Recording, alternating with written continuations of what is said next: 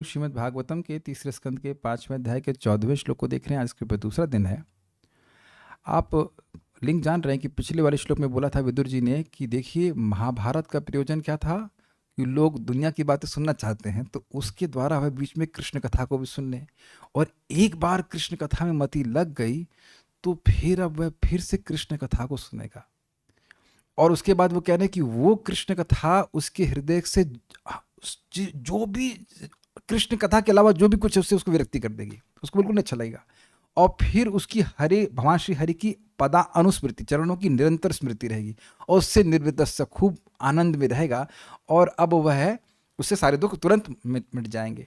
तो अब जो लोग कृष्ण कथा से विमुख हैं, विदुर जी कह रहे हैं उनके लिए जो लोग शोचनीय हैं वो शोक करते हैं, और ऐसे लोगों के लिए मैं शोक कर रहा हूँ। समझ आया? एक अर्थ था, तीन चार अर्थ निकलेंगे। एक अर्थ बता रहा हूँ। एक अर्थ ये था जो हमने कल सुना कि भाई जो पेड़ पौधे हैं वो कथा नहीं सुन सकते हैं, मतलब एटलीस्ट विजिबली तो नहीं सुन सकते, पशु पक्षी भी नहीं सुन सकते, तो वो शोचनीय है। लेकिन वह पशु पक्षी भी ऐसे लोगों के लिए शोक करते हैं जो मनुष्य जीवन प्राप्त करके भी कथा नहीं सुन रहे। और देखिए, कथा नहीं सुन रहे कृष्ण की, इसका मतलब ये नहीं कि कुछ नहीं सुन रहे हैं। आप बाहर जाके घूमिए, सब लोग सुन रहे हैं कि नहीं, कुछ ना कुछ सुन रहे हैं। आज हमको, इसलिए मैं कीर्तन करते हुए हंसी आ रही, हमको बहुत अच्छी लग रही। प्रभुपाद की बात कर रहे हैं, भैया तुम लोग अशांति के मार्ग पे हो तो शांति मिलेगी कैसे? पैसा कमाना है, ये पकड़ना है, वो दकड़ना है। पैसा कमाने में क्या कुछ होता ना, पैसा कमाने में, उसको प्रिजर्व करने में, खर्च ना हो उसमें, हर 6 तरह के परेशानी ही है व्यक्ति को। तो अशांति के ही मार्ग में लगा हुआ है। अरे भाई पैसा कमाओ ठीक है, लेकिन केवल पैसा मत कमाओ ना, केवल अशांति का मार्ग नहीं हो पकड़ना चाहिए। तो क्या तुम अशांति के मार्ग पे ही हो और शांति का मार्ग फ्री है? तो उसमें नहीं लग रहे तो शोक करा जाएगा ना। अब आप सोचिए, मैं फिर रिपीट करूंगा कि विदुर जी का ये अनुभव है, वो शुद्ध भक्त हैं, कथा में कितना आनंद है। वो तो हम लोग देखो थोड़ा कुछ सुख मिलता है तो खुश हो जाते हैं, तो उन्हें कितना आनंद मिला, को कितना वो शोक कर रहे होंगे। इसीलिए कह रहे अनुशोचे, निरंतर शोक करते। पहले तो श्लोक बोल लिया जाए और उसके बाद फिर हम लोग उस पर और विचार करेंगे। तान शोच शोचान विदोनुशोचे हरे कथायां विमुखान घेना। तान शोच शोचान विदोनुशोचे हरिः कथायां विमुखान घेना। शृणोति देवो निमुषस्तु येषामायुर्वृथा वादगति स्मृतीनाम्। शृणोति देवो निमिषस्तु येषाम् आयुर्वृथा वादगति स्मृतीनाम्। तान् शोच शोचान विदोनुशोचे हरे कथायां विमुखान घेना। तान् शोच शोचान विदोनुशोचे हरिः कथायां विमुखान घेना। शृणोति देवो निमिषस्तु येषामायुर्वृथा वादगति स्मृतीनाम्। शृणोति देवो निमिषस्तु येषाम् आयुर्वृथा वादगति स्मृतीनाम्। तान् शोच शोचान विदोनुशोचे हरे कथायां विमुखान घेना। तान् शोच शोचान विदोनुशोचे हरिः कथायां विमुखान घेना। शृणोति देवो निमिषस्तु येषाम् आयुर्वृथा वादगति स्मृतीनाम्। शृणोति देवो निमिषस्तु येषाम् आयुर्वृथा वादगति स्मृतीनाम्। तान, उनके लिए, उन सब के लिए, शोच शोचान, जो शोचनियों के द्वारा भी शोचनीय हैं। क्यों? अविदः, वो नहीं जानते हैं, भगवान की कथा के बारे में नहीं जानते हैं। जैसे पशु अविदः है वैसे नहीं जानते हैं, ये अर्थ रखा गया। जैसे पशु तो खैर सामर्थ्य नहीं समझने का, लेकिन वह भी वैसे ही नहीं जान रहे हैं कथा के बारे में जैसे कि पशु लोग नहीं जान रहे हैं। तो पशु उन लोग के मतलब उनके शोक करते हैं। उन लोगों के लिए अनुशोचे, मैं निरंतर शोक करता रहता हूँ, और ये शोक उनकी दया की वजह से। देखिए, भगवत प्रेम से जितना जीव को सुख मिलता है उतना देखता है कि ये सामर्थ्य तो सबका है ना। आगे और क्लियर किया जाएगा कि देखिए, हम सभी लोग अपने भक्ति के पूर्व के जीवन को अनुभव कर सकते हैं, कितने दुख में, कितने परेशानी में, टेंशन में थे। ऐसे रोज स्मरण नहीं होता, लेकिन कभी कभी याद आता है कि कहाँ हम पड़े हुए थे फालतू चीज़ों में, है कि नहीं? गलत नहीं, फालतू चीज़ों में रो रहे थे। तो अब आपको तो आंखों के सामने दिख रहा है ना कि लोग फालतू की चीज़ों के लिए रो रहे हैं। तो ये शोक वैसा शोक नहीं जैसे यहाँ होता है कि वो कार चली गई, ये चली गई, या और कोई चीज़ चली गई, वैसा शोक नहीं है। ये शोक दया के द्वारा हो रहा है। अगर आप लोग को याद हो, हम लोग पहले सुन चुके हैं, भूल रहा हूँ, प्रथम स्कंद में या दूसरे स्कंद में कहीं सुने थे कि ऊपर के लोगों को कोई शोक नहीं है। शायद दूसरे स्कंद में सुने थे, जब ऊपर के लोगों का वर्णन है। हाँ हाँ, ऐसे कुछ था कि वहां पे ब्रह्मलोक को और कोई शोक वोक नहीं, बस वो जब नीचे देखते हैं कि कीड़े कहाँ मर रहे हैं तो उसमें जो है फिर उन लोग को शोक होता है कि दुख, तो वो एक प्रकार के आनंद की वजह से शोक उत्पन्न हुआ है, वो इतना आनंद की अनुभूति करते हैं, ये बात है। तो क्यों कह रहे हरे कथायाम विमुखान, वे हरि कथा से विमुख है, नहीं सुनेंगे। जैसे मान लीजिए बढ़िया खीर बना किसी को दो, नहीं खाना है बड़ा, तो इसको कहते हैं विमुख। तो प्रश्न होगा भाई इतनी अच्छी चीज से विमुख क्यों कहते हैं? अगेन अब कल एक प्रश्न आया, तो क्या भाई, क्या ये जो पाप है, जो पहले का जिनका पाप किया है, क्या वो कथा से अधिक समर्थ है? नहीं, कथा से अधिक समर्थ नहीं। बहुत अच्छी बात अभी आप टीका में पढ़ेंगे। कथा, पाप जानता है कि अगर कथा में पहुंच गया तो मैं नष्ट हो जाऊंगा, इसलिए कथा तक पहुंचने नहीं देता है। कथा से अधिक शक्तिशाली नहीं है। काफी इंटरेस्टिंग है। तब प्रश्न होगा कि भाई जब ऐसे तो फिर कोई आएगा ही नहीं, इसलिए भक्त लोग बड़े चालूपंथी करते हैं। चालूपंथी मीन्स शाणागन अरे क्या, वेरी इंटेलिजेंट, इसीलिए लोगों को प्रसाद दे देते हैं। प्रभुपाद जी अपने विचर में कहते हैं कि वो लोग गीता क्लास में नहीं आएंगे, अच्छा खाने के लिए आ जाएंगे। अभी हम लोग कुछ बंदरों को किला बांट रहे थे, तो ऐसे रास्ते में कोई जा रहे थे व्यक्ति, हमको भी प्रसाद दे दो, उनको पता है कि हम प्रसाद बांट रहे हैं, बोला था ना प्रसाद, बिल्कुल सामान्य व्यक्ति थे, प्रसाद बांट रहे हैं, लेके चले गए। ये होता है पुण्य। खैर मैं धाम की बात नहीं कर, धाम में चलना ही तो अपने आप लाभकारी है, लेकिन मैं से बोल रहा हूँ कि अब वहां उससे कहो कि चलो केला खाए, चलो अब कथा सुनो, कथा नहीं सुनेगा लेकिन वह केला खा लेगा। और आप जानते हैं कि एक और महाप्रसाद का बहुत बड़ा पुण्य होता है। तो भक्ति के पुण्य कुछ अर्जित होता है, उसके पाप नष्ट होते हैं, तो उसको फिर अब कथा में कुछ भगवान देते जाओ, जाके कथा सुनो। और कहीं वो कथा सुन ले गलती से, वो भी हो जाता है। जैसे आपने देखा होगा वृंदावन में बहुत होता है, वो लोग कथा बोल रहे हैं और बहुत बड़ा माइक लगा देंगे, दूर दूर तक कथा जाती है, आप परिक्रमा कर रहे हैं, कुछ कर रहे हैं, वो बैठे बैठे सुनता रहता है, व्यक्ति नहीं चाहते हुए भी सुनता है। तो भक्त लोग जबरदस्ती किसी तरह से पुण्य देते हैं, तब तो वो आ जाएगा कथा में, नहीं तो संभव नहीं लोगों के लिए। या फिर ट्रिक व्यासदेव जी की, तुमको पता है क्या हुआ महाभारत में, क्या भीम को जहर दिया, अच्छा क्या हुआ वो उसको सुनने आया। जैसे मैंने बताया था, द्रौपदी, पता है द्रौपदी को अपमान करने के दुशासन गया, अच्छा फिर क्या हुआ? तो अब ऐसा करते करते वहां पे आएगा कि द्रौपदी का अपमान करने का प्रयास का, साड़ी पकड़ी, फिर अरे अब क्या, नहीं बताओ क्या हुआ। उतने में कृष्ण आ गए। तो कृष्ण कैसे अपने भक्तों की रक्षा कर रहे हैं वो सुन लिया उसने। तो कृष्ण ऐसे धीरे धीरे करके सुनना शुरू कर देता है, तो उसको पुण्य वहां पे इकट्ठा होता है। यद्यपि वह अपनी इच्छा से नहीं आ रहा, अपनी इच्छा से विमुख है, अपनी इच्छा से वो खाली पॉलिटिक्स सुनना चाहता है, लेकिन उसमें कृष्ण का शब्द आ गया, समझ में आ गया। तो अब ऐसे लोगों के लिए क्या स्थिति हो रही, कह रहे हैं शृणोति देवः अनिमष, अनिमिष जिसकी पलके नहीं झपकती, वो काल स्वरूप देवता, भगवान का ही स्वरूप शक्ति नहीं, भगवान का ही स्वरूप है, जो शक्ति है उनकी, वह छिड़ोती, छीण करती है। ये शाम आयु, जिनकी आयु को, इन लोगों की आयु को काल बिल्कुल बिना पलक झपकाए, अर्थात बहुत सावधानी से काट रहा है कि इनकी एक क्षण भी बचने ना पाए। सब पे रेता समझते आरी चलनी चाहिए इस प्रकार से, एक भी क्षण नहीं बचना चाहिए। तो क्या फिर आचार्यों ने कहा है कि भाई कुछ तो ये पुरुषार्थ करते होंगे। कहते हैं नहीं, वृथावाद गति स्मृति नाम, वृथा मतलब व्यर्थ, वाद मतलब जो बोल रहे हैं व्यर्थ है। ये तो प्रैक्टिकल दिखता है हमारे घर के सामने। वैसे तो खैर धामवासी हम अपराध नहीं करना चाहते, लेकिन इसी टाइम 6:30 बजे सब आ जाएंगे पंचायत करने की, कथा का समय है भाई बोर हो रहे घर पे, और तुम्हारा लड़का क्या हुआ ये उसने बाथरूम किया, उसने किया, वही बात चलती रहती है, एक ही बतिया सारी रतिया है कि नहीं। और आप अपने घर के आसपास भी देख लेंगे, उनको भगवान की बात जैसे करेंगे भाग जाएंगे। कृष्णानंद प्रभु कह रहे थे कि अगर कोई भक्त भी मेरे रूम में आया, मतलब मान लो कहीं रुके हुए, और हम समझ गए कि ये प्रजल्प करेगा, तो वो तो चलो हम लोग चैतन्य चरितामृत डिस्कस करते हैं तुरंत भाग जाता था। पर मुझे राधानाथ महाराज का शब्द है कि ये जो भक्तों के संग में बहुत बात कर सकते हैं, लेकिन ये किताब सामने रख करके ये चर्चा करना, ये वास्तविक तपस्या है। और सिर्फ तपस्या नहीं है, जो लोग तब से पवित्र हो गए उनको अच्छा लगता है। और एक इंटरेस्टिंग बात है, मैं कहूँ, मैं दे नहीं रहा हूँ, खाली बोलूँ, कल आप सब लोगों के लिए बढ़िया पकी हुई खीर है, तो आप आएंगे तब जब भूख होगी।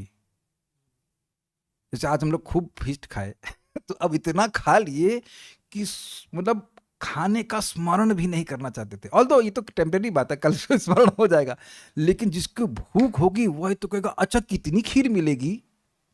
मैं समझा पा रहा हूं?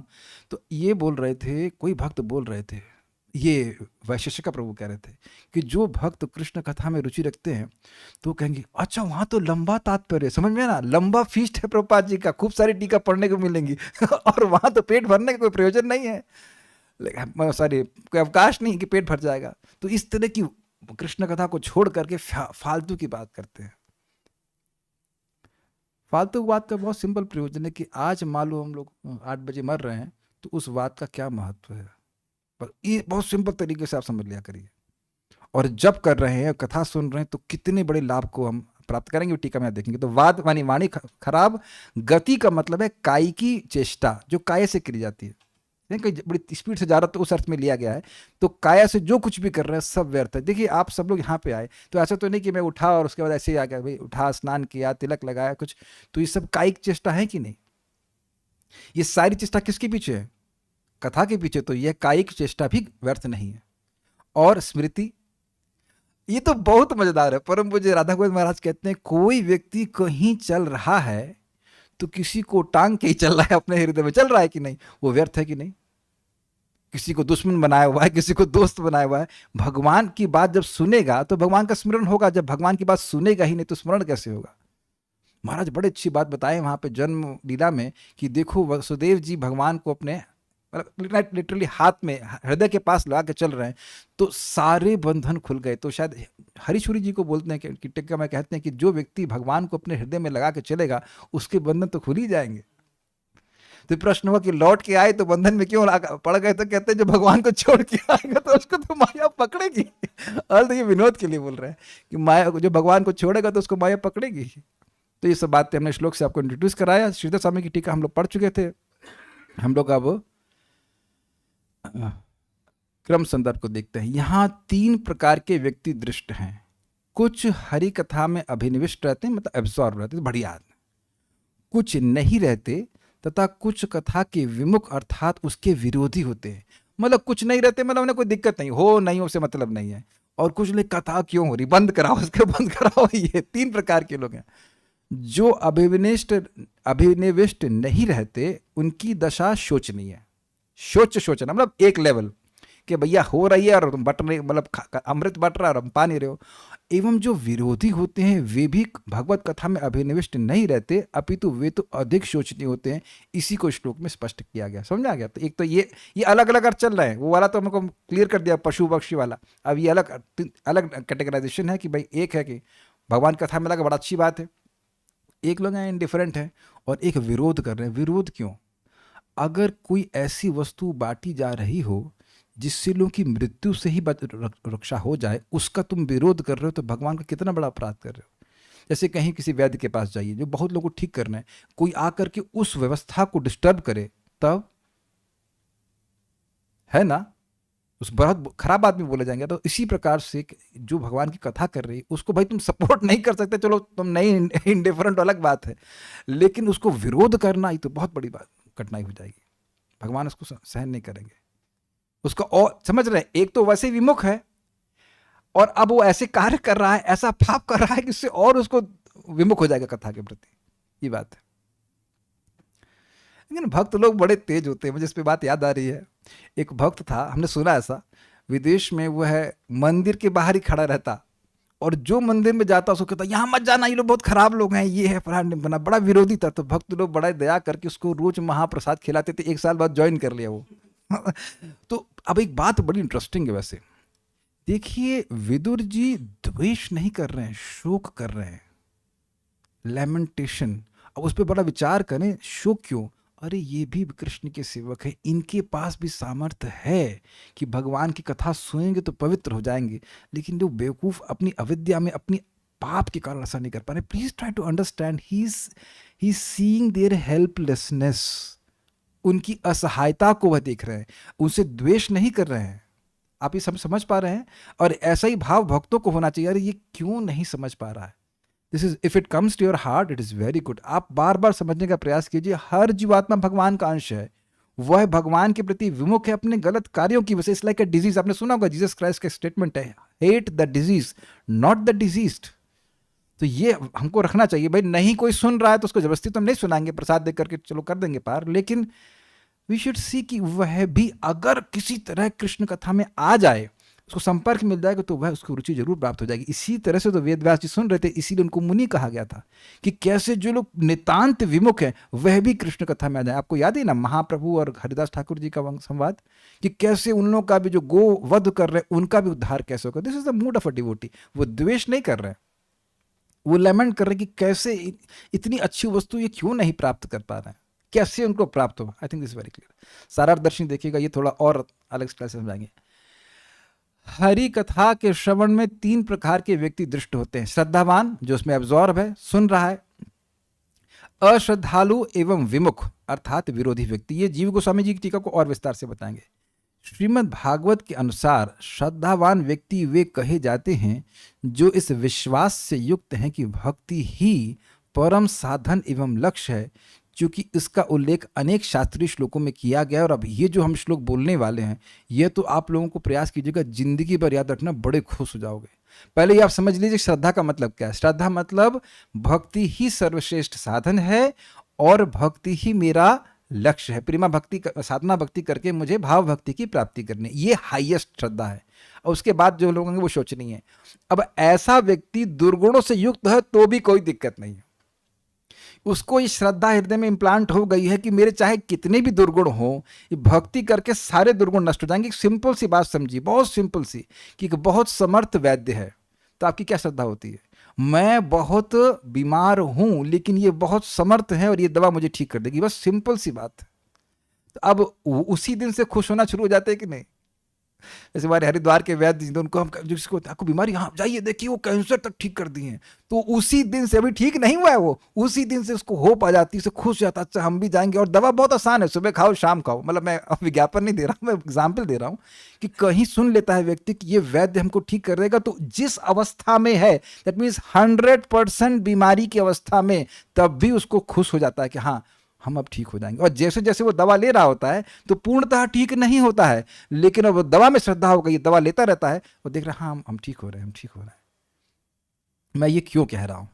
इस श्लोक में भी हम सुनने वाले हैं, जो आने वाला बहुत जबरदस्त श्लोक है, कि भाई देखिए जिसका हृदय अशुद्ध है लेकिन कथा का संपर्क मिल गया तो भी उसको रस मिलेगा और वो रस बढ़ता चला जाएगा। क्या यह विज्ञान समझ रहे हैं? अगर आपने ये कभी ये सोचा कि मैं पहले हृदय को शुद्ध करूं और फिर कथा में रुचि आऊं, तो दिस इज एब्सोल्युटली अगेंस्ट सिद्धांत।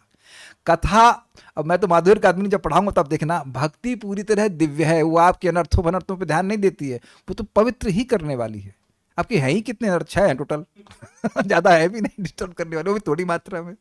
हम तो ऐसे कह रहे हैं कि आप मान लो भगवान को कहें, भगवान आज मैं आपको पाप लाके देता हूँ, 1 मिनट रुकिए, 1 मिनट लाते, 1 मिनट 1 सेकंड, हे कृष्ण, कहा गया कि नाम बोलते ही तो पाप गायब हो जाएगा। तो आप अगर कुछ समर्पित नहीं कर सकते हैं तो पाप, इसलिए भगवान धर्म समर्पित करने के लिए कहते हैं, पाप तो अपने आप ही नष्ट कर दे रहे हो।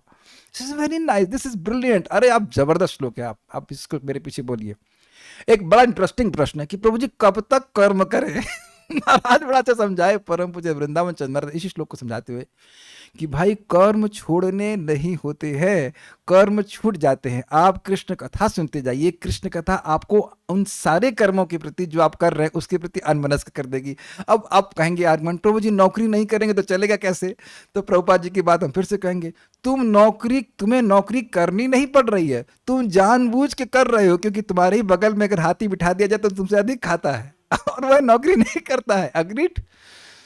अब वो होता है, हमको एक भक्त बोले थे, प्रभु जी हमको अपनी जॉब अच्छी लगती है। हमने कोई बात नहीं, आप जब भी अच्छा लगना चाहिए, जब अच्छा लगता रहेगा, कथा सुनते रहेंगे तो एक दिन आप जॉब कर भी नहीं पाएंगे। जब कर ही नहीं पाएंगे तो फिर, इसलिए चाहे जॉब में हो, चाहे बिजनेस में हो, चाहे कुछ भी हो, शाम का समय कृष्ण कथा में जरूर बिताना चाहिए। चाहे आप मतलब हम लोग, मैं अपनी बात कर रहा हूं, 1 नंबर के कामी हो, कामी समझ रहे ना, लस्टी, क्रोधी, कुछ भी हो, कोई भी अनर्थ हो, बस भगवान की कथा अच्छी लगनी चाहिए। और अब देखेंगे कि भगवान अंदर से पवित्र करेंगे। भगवान का श्लोक है, बहुत जबरदस्त है, मेरे पीछे बोलिए। तावत कर्माणि कुर्वीता ना निर्विद्येत यावता, तावत् कर्माणि कुर्वीता न निर्विद्येत यावता, मत्कथा श्रवणादौ वा श्रद्धा यावन्न जायते, मत्कथा श्रवणादौ वा श्रद्धा यावन्न जायते। कह रहे हैं कि जब तक मनुष्य सकाम कर्म से होना चाहिए, कर्म से तृप्त नहीं हो जाता और श्रवणम कीर्तनम विष्णु द्वारा भक्ति के लिए रुचि जागृत नहीं कर लेता, तब तक उसे वैदिक आदेशों के विधानों के अनुसार कर्म करना होता है। श्रीमद् भागवत 11:20-9। यानी कि जो वर्णाश्रम के नियम आदि हैं वो उसी के लिए आवश्यक हैं जिसको कथा में इंटरेस्ट नहीं है। क्लियर? ब्राह्मण हो ये करो, क्षत्रिय हो ये करो, ये करो, वो करो, ना हम कुछ नहीं कर रहे। कहाँ जा रहे हो? भागवत में जा रहे हो, वो कर देगी। जो करना है वो भागवत कर देगी, हम कुछ नहीं करेंगे। एक विचार कीजिए, बहुत जबरदस्त। और आप कुछ विरोध हो तो बताना। भाई निष्काम सकाम करने से तो हृदय शुद्ध होता नहीं है, तो वर्णाश्रम के कर्मों को निष्काम भावना से करने से धीरे धीरे हृदय शुद्ध होता है। तो जब तुमको निष्काम ही करना तो निष्काम भक्ति क्यों नहीं करते? कुछ समझ में आ रहा है? जब आपको निष्काम होकर ही कर्म करना है तो निष्काम कर्मयोग कहाँ और भक्ति योग कहाँ? याद आ रहा है आप लोग को? निष्काम कर्मयोग एक पर्वत है और भक्ति क्या है? सोने का पर्वत। सोने के पर्वत को अब पत्थर के पर्वत से कैसे कंपेयर करेंगे? गीता में सुन चुके हैं। भाई हृदय का प्यूरिफिकेशन करना है तो आपको जब भाई ये भाव आ ही गया कि हृदय का प्यूरिफिकेशन करना, तो जप क्यों नहीं करते? जप करिए, भगवान की कथा सुनिए। आप लोग श्लोक जानते हैं, यत कीर्तनम यत श्रवणम। तो वहां पे सुखदेव गोस्वामी जी पहले कीर्तन को क्यों रखते हैं? बिना श्रवण किए तो आप कीर्तन नहीं कर सकते हैं। कह रहे हैं कीर्तन क्योंकि सबसे ज्यादा पवित्र करने वाला, इसलिए पहले रख दिया उसको। क्योंकि आप बिना सुने तो हरे कृष्ण नहीं बोल सकते। लेकिन परम पूज्य राधा गोविंद महाराज का कितना सुंदर शब्द है, जितना एक नाम एक जीव को पवित्र करता है उतना और कुछ नहीं करता। तो अब एक प्रश्न आ जाएगा, प्रभु जी हम तो देख रहे हैं बहुत बार भक्त लोग, एक मुझे सुबह शाम को बोले, भक्त सुबह बोले थे कि एक भक्त बोल रहे हैं कि देखिए भक्तों से भी व्याभिचार हो जाता है, कभी कभी गलत कार्य हो जाता है, तो वर्णाश्रम की व्यवस्था रखनी चाहिए। तो भाई पॉइंट क्या है? गलत कार्य क्यों हो रहा है? कोई इच्छा इसलिए हो रहा है। तो बेसिकली आपको इच्छा को डिस्ट्रॉय करना है, आपको वर्णाश्रम से कोई मतलब नहीं है। तो अब इच्छा को समाप्त करना है तो प्यूरिफिकेशनरी प्रोसेस चाहिए। तो प्यूरिफिकेटरी प्रोसेस चाहिए, तो हरिनाम और हरि कथा से ज़्यादा है क्या वर्णाश्रम? ये विचार करने वाली बात है। वर्णाश्रम में रहते हैं, उसका आश्रय नहीं लेते हैं हम लोग कि वह हमको पवित्र करेगा। समझ रहा है ना बात को? अजामिल कौन सा वर्णाश्रम किया था? दासीपति अजामिला। अब बता दीजिए। तो अच्छा लगा उन भक्त को बात समझ में आई कि हाँ ये तो कोई जरूरत नहीं है। नाम की इतनी महिमा है, वो क्या वो जयति जयति नामानंद विरमित निज धर्म ध्यान पूजा दियतनम। भाई विराम दे दिया, हमसे वर्णाश्रम होगा नहीं। और जब आप देखना 7वें स्कंद में वर्णाश्रम के धर्मों का पालन करने का बात आएगी तो आप टिक मार्क करेंगे कि ये तो हमसे नहीं होगा, ये तो हमसे नहीं होगा, ये तो हमसे नहीं होगा। तो होगा क्या फिर तुमसे? होगा केवल हरे कृष्णा कृष्ण कृष्णा हरे हरे, हरे राम राम राम हरे हरे। करिए, पवित्र हो जाएंगे, पवित्र हो जाएंगे। अच्छा, हम लोग वर्णाश्रम के द्वारा भक्ति में आए थे या हरे कृष्ण के द्वारा आए थे?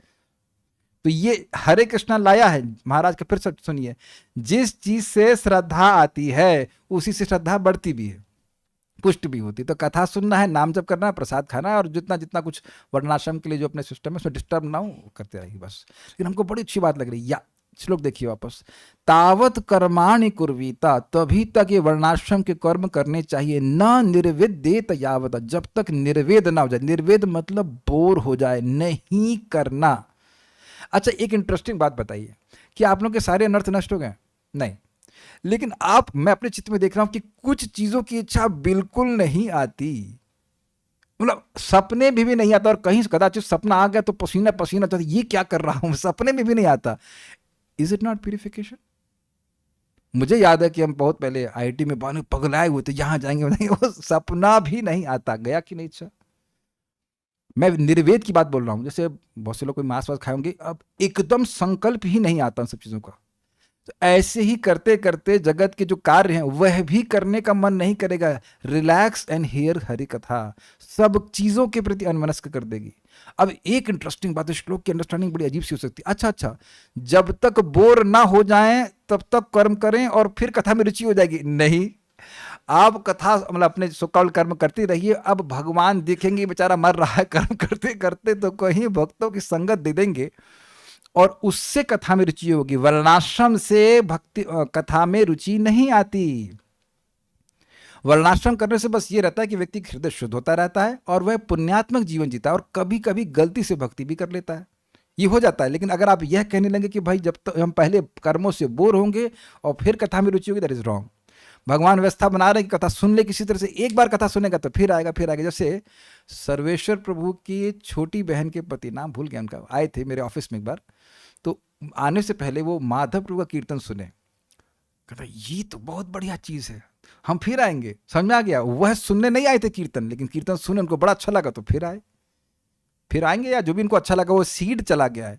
उनको कथा नहीं सुनना समझ में आ रही थी एटलीस्ट उस टाइम, मुझे नहीं पता अभी क्या सिचुएशन है, लेकिन कीर्तन अच्छा लगता। कीर्तन और कथा तो एक ही बात है ना, कोई अंतर है नहीं। वहां से उनका अप्रिसिएशन शुरू हो जाता है। अब आप सोचिए कि इस्कॉन वृंदावन क्या कृपा कर रहा है। मंगल आरती में लोग भरे रहते हैं और भगवान के नाम और यश को सुनते हैं।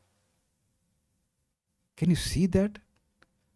आज आपने कभी नोटिस नहीं किया? मुझे तो सब बातें याद रहती है। आज भगवान की कृपा से मंगल आरती में मृदंग बजा पाया। और जब भी आपको भी मौका मिले याद रखना कि कोई ताली बजा रहा है ना, तो उसके भी पाप ऐसे नष्ट हो जाते हैं जैसे कौवे को भगा देते हैं ना, पेड़ से कौवे भाग जाते।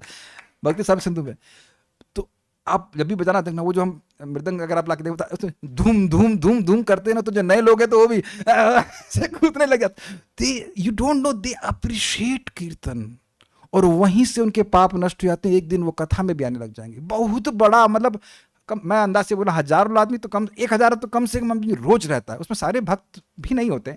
मैंने देखा है कि दारू पी करके मेरे बगल में व्यक्ति मंगल आरती में खड़ा रहता है। कौन कौन आता है कौन जाने। Is it not? नहा के कौन आता है भक्त के अलावा? सारे तो जरूर नहीं है कि नहा के आते हो। और इस प्रकार से उनका बीज पड़ जाता है। They have appreciated Krishna, they have appreciated Krishna. मुझे याद है एक दिन मेरे पिताजी जब आए थे तो भगवान गौर निताई के सामने नाच रहे थे। उनका संस्कार अंत में यही हुआ। See how Krishna is reciprocative. इतनी सी माइक्रोस्कोप है भगवान की कि कुछ कर दे, कुछ संपर्क कथा का तो चलिए कोई बात नहीं, बाद में हो गया। कीर्तन का संपर्क मिल जाए, फिर आगे जाकर के वो कथा को सुनता है। मुझे याद है परम पूज्य वृंदावन चंद महाराज भी क्लास दे रहे थे बलराम हॉल में। तो एक मैं बस एंटर कर रहा था, एक व्यक्ति बाहर खड़ा था, कहते कितना मीठा बोल रहे हैं। उसको ये समझ में नहीं आ रहा था कि महाराज क्या बोल, कितना अच्छा लग रहा है। और मुझे ये भी याद है कि परम पूज्य राधा कुंज महाराज के प्रवचन में पहली बार सुना था यहाँ पे भागवत में, तो बस मैं मोस्टली सोता ही रहा था। लेकिन वैसे महाराज जब जोक मारते तब जब जग जाते।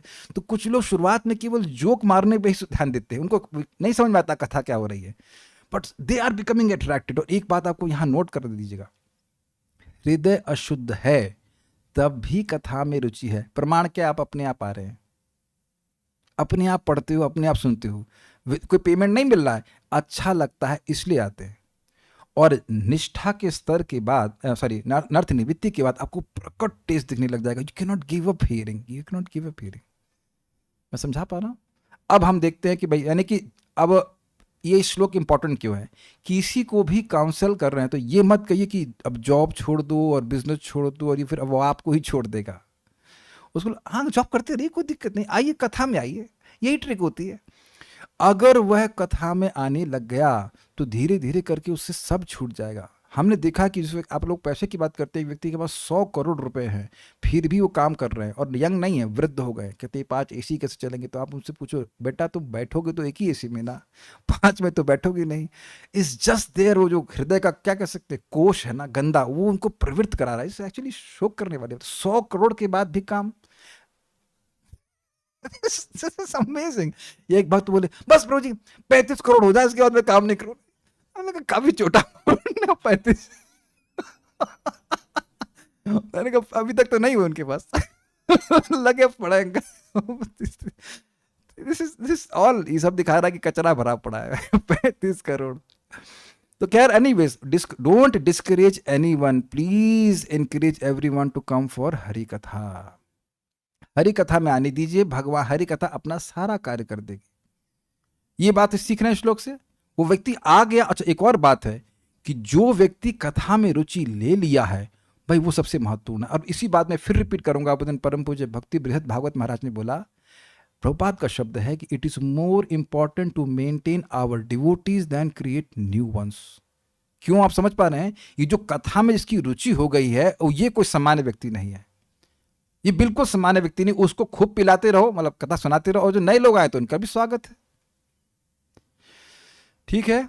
तो किसी को भी अपने वैराग्य की चिंता नहीं करनी चाहिए। वैराग्य अपने आप होने लगता है भगवान की कथा सुन करके। ठीक है? ये हमने यहां पे सीख लिया। अब आगे बढ़ते हैं। ये श्लोक बहुत जबरदस्त है, बहुत होप गिविंग है, मेरे पीछे बोलिए। जात श्रद्धो मत कथासु निर्विण्ण सर्व कर्मसु। जात श्रद्धो मत कथासु निर्विण्ण सर्व कर्मसु। वेद दुखात्मकान कामान परित्यागेप्यनीश्वरः। वेद दुःखात्मकान् कामान् परित्यागेऽप्यनीश्वरः। ततो भजेत मां प्रीतः श्रद्धालुर्दृढ़ निश्चयः। ततो भजेत मां प्रीतः श्रद्धालु दृढ़ निश्चयः। जुषमाणश्च तान् कामान् दुःखोदर्कांश्च गर्हयन्। जुषमाणश्च तान् कामान् दुःखोदर्कांश्च गर्हयन्। जात श्रद्धो मत कथासु निर्विण्णः सर्व कर्मसु। जात श्रद्धो मत कथासु निर्विण्णः सर्व कर्मसु। वेद दुःखात्मकान् कामान् परित्यागेऽप्यनीश्वरः। वेद दुःखात्मकान् कामान् परित्यागेऽप्यनीश्वरः। ततो भजेत मां प्रीतः श्रद्धालुर्दृढ़ निश्चयः। ततो भजेत मां प्रीतः श्रद्धालु दृढ़ निश्चयः। जुषमाणश्च तान् कामान् दुःखोदर्कांश्च गर्हयन्। जुषमाणश्च तान् कामान् दुःखोदर्कांश्च गर्हयन्। Almost every devotee will relate with this shloka. इसको नहीं भूलना, बिल्कुल बहुत अच्छा श्लोक है। मेरे यश की कथाओं में श्रद्धा उत्पन्न करके, मतलब उसको टेस्ट आ गया, सुनना अच्छा लगता है। सारे भौतिक कार्यों से ऊब कर, मतलब उसे कर नहीं सकता, मन नहीं करना, बिल्कुल मन नहीं कर रहा है, और यह जानते हुए कि सभी प्रकार की इंद्रिय तृप्ति दुखदाई, और क्लास भी दी है उसने। यही संस्पर्श जा भोगा दुख योनय एवते आद्यंतवंत कौन्तेय न तेषु रमते बुधा। एक एक शब्द समझा सकता है कि भाई देखो, जो संस्पर्श भोग हैं, दुख छूने के, देखने के, वो सब दुख की योनि है। उसको समझ में भी आ रहा है अच्छा से समझ में आ रहा है। और जो बुद्धिमान व्यक्ति है वो उसमें रमण बिल्कुल नहीं करता है। जब समझा देगा, हाँ समझ, हाँ हमको समझ में आ गया, सब समझा दिया, लेकिन मतलब समझ रहा है कि इंद्रिय तृप्ति दुखदाई है, और अनुभव भी कर रहा है कि इंद्रिय तृप्ति के बाद संताप ही मिलता है। It is damn boring. देखिए, जब बोला ना सारे भौतिक कार्यों से ऊब कर, मतलब इंद्रिय तृप्ति से भी ऊब गया है, लेकिन पहले का अभ्यास ऐसा है कि तुरंत नहीं जा रहा है। एक व्यक्ति हाथ खड़ा कर दीजिएगा जो बोल दे कि नहीं है, कोई कह नहीं, नहीं नहीं हम तो विरक्त हो गए। अच्छा, सोने से भी विरक्त हो गए हो? ये कह दीजिए कि जब में कभी खाने का विचार नहीं आया कि आज क्या बनेगा eating, mating, sleeping, defending something, इस चारों की चीजें चलती रहती है कुछ ना कुछ। किंतु इंद्रिय भोग त्याग पाने में असमर्थ, इसे कहते हैं हृदय की दुर्बलता। उसे पता है कि गड़बड़ है, लेकिन उससे इंद्रिय तृप्ति से विरक्त नहीं हो पा रहा। वर्णाश्रम से विरक्त हो गया कि भैया उसकी श्रद्धा नहीं कि वर्णाश्रम मुझे पवित्र करेगा, उधर कुछ नहीं है, लेकिन इंद्रिय तृप्ति की इच्छा नहीं जा रही है। ऐसे मेरे भक्त को चाहिए कि वह सुखी रहे। आप देखेंगे कि जब काम आदि हृदय में जागृत हो जाता है, साधना करते हैं तो सब परेशान करते ही हैं, तो हम लोग दुखी हो जाते हैं। और ये शब्द किसके हैं? भगवान कृष्ण के। और वो क्या कह रहे हैं? सुखी रहे और अत्यंत श्रद्धा तथा पूर्ण विश्वास के साथ मेरी पूजा करें। अब इसको पहले समझ लीजिए। देखिए 6.2.9-10 की टीका में चक्रवर्ती पाद समझाते हैं कि एक ही नाम अविद्या को भी नष्ट कर देता है, और अविद्या है अपने स्वरूप का ज्ञान है, तभी व्यक्ति भोग की वासना से वासित होगा। तो आप समझ लीजिए कि भाई नाम तो मैं कई बार बोल दिया, अब भी भगवान पवित्र नहीं किए, इसका मतलब क्या है? इसका मतलब दो ही कारण है, मेरे हृदय में दैन्य उत्पन्न करने के लिए और उत्कंठा जागृत करने के लिए। कब कृष्ण की कृपा होगी? वो मैं कितना क्या कह सकते हैं, दीनहीन हूँ, या मैंने कितना पतित हूँ, भक्तों के नाम पर मैं कलंक हूँ, इत्यादि इत्यादि। ये हम लोगों ने सुना था अपीचित सुदुराचारों में। वो भक्त भक्ति कर रहा है, गलती हो जाती है उससे, फिर तुरंत ही संताप करता है, हम तो भक्त के नाम पर कलंक है, लेकिन कुछ भी हो जाए हम भगवान की भक्ति नहीं छोड़ेंगे। ये श्रद्धा का मतलब यही है, पूर्ण विश्वास का मतलब यही है कि मैं भगवान की भक्ति कर रहा हूँ, भगवान निश्चित रूप से मेरे हृदय को पवित्र कर देंगे। आपको याद हो, हम लोग 6 अध्याय भगवद गीता में पढ़े थे कि वह ऐसा संकल्प लेता है कि मान लीजिए हमारा जो भोग वासनाओं का जो स्टॉक है वो सागर के समान है, और मैं एक चिड़िया की तरह अपनी क्या कहते हैं चोंच से पानी की बूंद के नहीं वो चिड़िया नहीं था, सीख समझते हैं, झाड़ू, उससे से डुबोया ऐसे निकाला तो एक बूंद बाहर आएगी। ऐसे कर करके भी अगर मेरा भोग वासना कम होती तब भी मैं प्रयास नहीं छोड़ूंगा इतना संकल्प रहता। पूरा विश्वास है कि भगवान एकदम असीमित शक्ति वाले हैं, और वह चाहेंगे तो मेरा हृदय तुरंत शुद्ध कर देंगे, लेकिन अब नहीं कर रहे हैं। अभी मतलब एकदम नहीं कर रहा है, तुरंत नहीं कर रहा है, ये उनकी इच्छा। लेकिन मेरा सामर्थ्य नहीं है कि मैं इन भोग वासनाओं से अलग हो सकूं। उस श्लोक याद है आपको, दुर्वासना वाला क्या श्लोक है, भूल गया मैं। मतलब उसका भाव ये है कि हे कृष्ण, मेरा हृदय तो दुर्वासनाओं की 100 रस्सियों से बंधा हुआ है। मेरा सामर्थ्य नहीं कि मेरे हृदय को आपके मैं चरणों में लगा सकूं, लेकिन आप सर्व समर्थ है, तो आप अपने सुंदर लीलाओं के आकर्षण से मेरे हृदय को अपनी तरफ खींचिए। या सिंपल शब्दों में कहें, pull my heart to you Krishna. और ये सबके संग होता है। जब जप करता है व्यक्ति तो लगता है कि हम शुद्ध भक्त हो गए। भगवान कहते नहीं, अभी नहीं। इसको देखो, ये अनर्थ है, वो अनर्थ है, ये अनर्थ है, ये कचरा है, वो कचरा है। शुरुआत में लोग कहते हैं प्रभु जी हम तो सब ओके हैं, और अच्छा अभी ओके नहीं हो। जब करते रहो तो और कचरा दिखाई पड़ेगा। And a person becomes humble. नम्रता होगी तभी तो प्रेम होगा ना। तो ये मैं एक बार परम पूज्य वृंदावन चंद्र महाराज को पूछा, महाराज जी भगवान हृदय जल्दी क्यों नहीं शुद्ध कर देते भगवान? तो महाराज बोले तो उत्कंठा भी तो जागृत करनी है ना। तो उत्कंठा जागृत नहीं होगी तो भगवान की प्राप्ति नहीं होगी। Krishna is making us qualified. ऐसा नहीं कि वो एक क्षण में नहीं कर देते, इसलिए भगवान करे घबराओ मत, मेरी श्रद्धा के संग कथा श्रवण करो, ठीक है। कभी कभी इंद्रिय भोग में लगे रहते हुए भी मेरा भक्त जानता है कि समस्त प्रकार की इंद्रिय तृप्ति का परिणाम दुख है, और वह ऐसे कार्यों के लिए सच्चे दिल से पश्चाताप करता है। 11, 20, 27, 28। अब एक प्रश्न है कि कभी कभी का क्या मतलब है? देखिए, ऐसा नहीं कि भक्त लगे ही रहते हैं भोगों में, क्योंकि उनको पता है कि बोरिंग है, लेकिन कभी कभी ये आक्रांत कर लेते हैं, दबा देते हैं। महाराज इसको बहुत अच्छे से समझाएं। अनर्थ निवृत्ति में क्या होता है, कभी कभी वह इंद्रियों को संयमित कर लेगा और कभी कभी इंद्रियां उसको संयमित कर लेंगी। आप लोग रिलेट कर पा रहे होंगे या सब नहीं हो रहा है? अच्छा, तो वो सब लोग निष्ठा पहुंच गए लगता है, ठीक है। तो कभी कभी इंद्रियां उसको संयमित कर लेंगी और कभी कभी वह कर लेगा। ये संघर्ष चलता है अनर्थ निवृत्ति में। तो अब फिर से देखिए जात श्लोक को देखिए, जात श्रद्धा मत कथासु, मेरी कथा में उसकी श्रद्धा हो गई है, एक भी नहीं बोलना कि आपकी नहीं हुई है। तो पहला टिक मार्क करते रहना कि कौन कौन से आपके उसमें मतलब गुण आ गए हैं। कथा में अगर श्रद्धा नहीं होती तो आते ही नहीं ना, ये सुनने आते ही नहीं, ठीक, ये हो गया। अच्छा, निर्विण्ण सर्वकर्मसु, इसमें से कुछ लोग ऐसे होंगे जब नौकरी वोकरी में बिल्कुल इंटरेस्ट नहीं, हाथ खड़ा करने की जरूरत नहीं है, अपना गुणगान मत करना, लेकिन हाँ मतलब है कुछ लोगों को नौकरी वोकरी में कोई इंटरेस्ट नहीं, भगवान पेट पाल रहे, पाल लेना, नहीं पालेंगे उनकी रिस्पॉन्सिबिलिटी। वही बदनाम होंगे कि अपने भक्तों को पालते नहीं है। क्या करेंगे? होता है ना, अरे अपना बच्चे का ध्यान रखो भाई, ऐसा होता है ना। तो उन्हीं बच्चा है तो अगर वो नहीं पालेंगे तो फिर उनकी बदनामी होगी। वो बदनामी नहीं से डरते हैं भगवान।